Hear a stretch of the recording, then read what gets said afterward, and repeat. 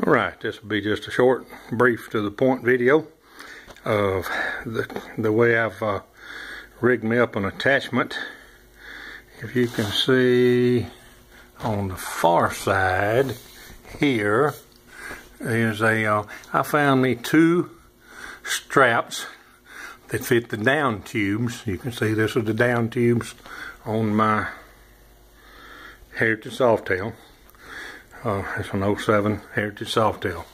But rather than fool with straps to tie this thing down onto my Hydrolift motorcycle carrier, I found, just had them by chance in my gathered up stuff over the years, a couple of chromed clamps. And if you can see, I got me two pins. They're actually lift pins for a farm tractor. They are what's called category 0 pins. You got 0, 1, 2, and 3 in your different pin sizes for farm tractors. But anyhow, and then you got the little clip pin, clevis pin, whatever you call it, here that locks it on. But this thing is clamped around the down tube. And I had to space it there so that it would, and I use a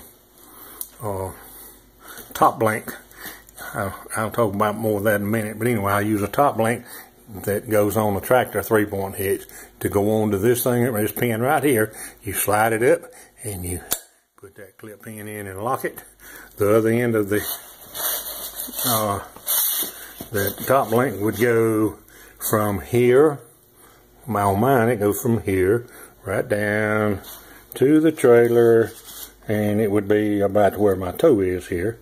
The top link, I've got another pin on the mount that goes like from where my toe is straight up there and hooks on to here.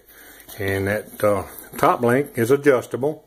When you put it up there, it's got left hand threads on one end and right hand's in the other, so when it's like a turnbuckle more or less.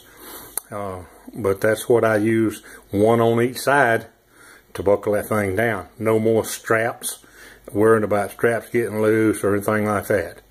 And you can see, if you watch the video about the enclosure and all, you'll see they're black. I covered the things with some rubberized like heat shrink tubing kind of thing to make it where they wouldn't be so rough looking and scratch things up. But anyway, that thing will get clearance. You have to adjust them just right for the particular bike.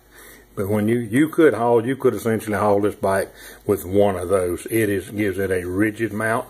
You can turn it down with that, adjust it down a couple of turns with that adjustable top link, and put tension on you just like you would with anything else.